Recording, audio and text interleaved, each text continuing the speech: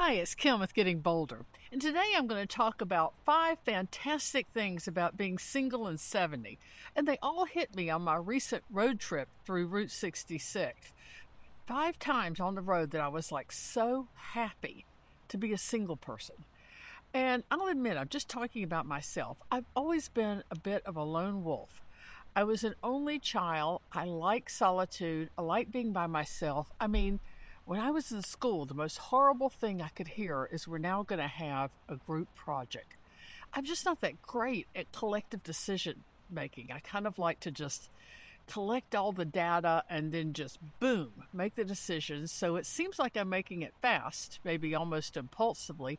But the reality is, I've been mulling for some time privately. And that to me is just much more pleasant and natural than the kind of ping ponging compromise decision making that couples make. But here's 5 times on the trip that I'm kind of like, I'm alone. The first one is when I got somewhere new, which was happening all the time because I was driving the entire width of the country and back, or checked into a hotel. I did not have to call anybody and tell them where I was. I have always hated checking in with people.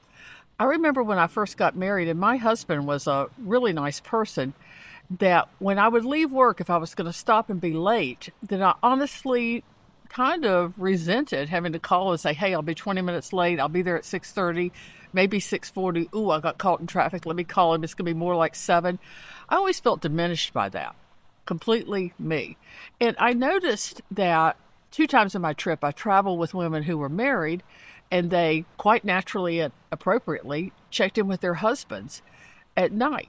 And as I would kind of like half be listening to the conversations as I was doing whatever I was doing, I was aware that they didn't mind checking in. They loved having someone who cared where they were, and they loved being able to tell that person where they were.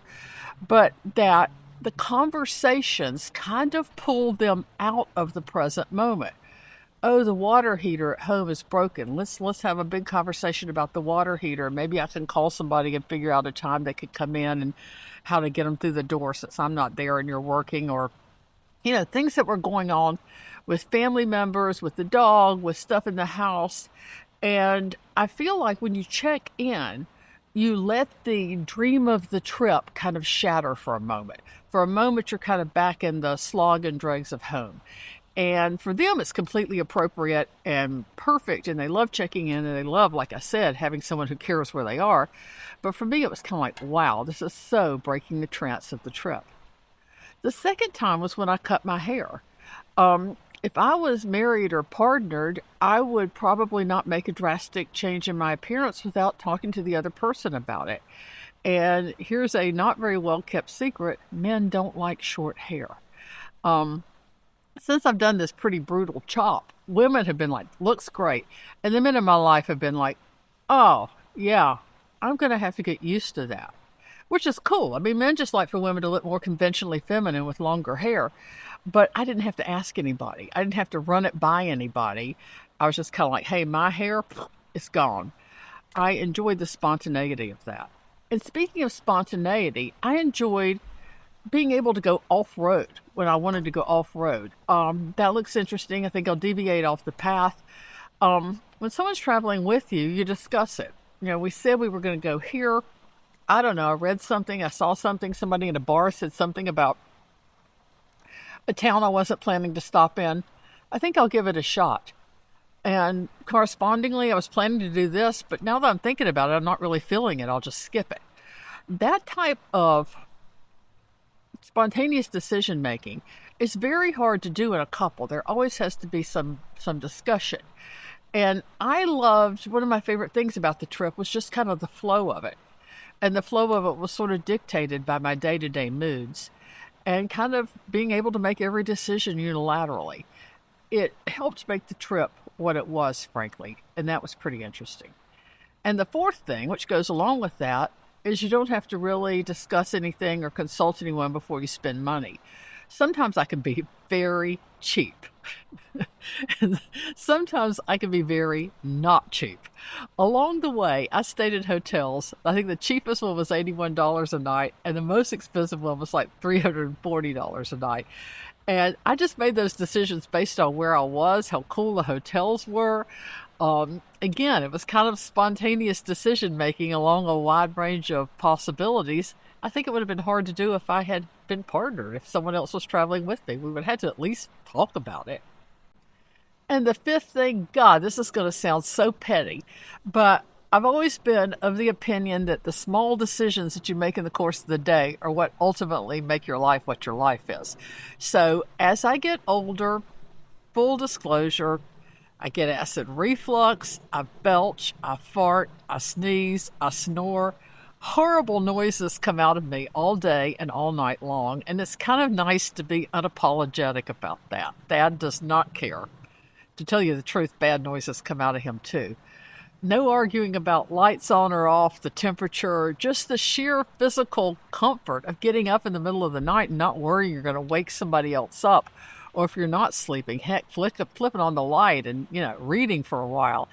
I just enjoy the mechanics of being by myself in terms of being able to follow the impulses of my body when they come up. There is really something absolutely glorious about just farting and not having to apologize. So that's me, the lone wolf of Route 66. And I've got to say several things about this. First of all, when I've done things in the past about how I like being single, almost invariably at some point in the process begin to hear from men, which is unusual. Most of my listeners are women, but I begin to hear from men. One wrote me this very long thing about how you think you don't need men, but we built bridges. If there weren't men, you'd just be driving down the road and, the implication was I'd just be driving down the road and all of a sudden it'd stop and I'd go into the river in my Toyota. And yeah, I do need bridges. And then he wrote back again and he said, come to think of it, you wouldn't have your Toyota or even the road if it wasn't for men. So you wouldn't be doing any of those things. And he's probably right. The patriarchy has built a good infrastructure and to the patriarchy. Thank you for the roads and the bridges and the Toyotas. I really do appreciate them, and you're right, I need them. But I don't think this is me saying women don't need men. I think this is me saying I personally thrive in an environment of solitude. And I thrive in an environment of independence. And I don't think that's a gender thing. I think a lot of men feel exactly the same way. They like to also kind of make their own decisions and do that. And they're just people like us in the world. And in some ways, it's a type of introversion, but I think that's completely okay. I know for a fact I reinvented myself very much at 65. That's when I lost all the weight. That's when I made massive changes in my personal life. I moved, I downsized, I really kind of stripped myself down, began to focus more on certain things, really began to get the sense that, I need to really start turning my attention to the things I want to do while I'm still healthy and strong enough to do them, and made a to-do list and tackled it. And of course, I started this YouTube channel, which is completely out of the box for me, really strange for me. And here's the truth for me. I would not have done any of those things if I had been married.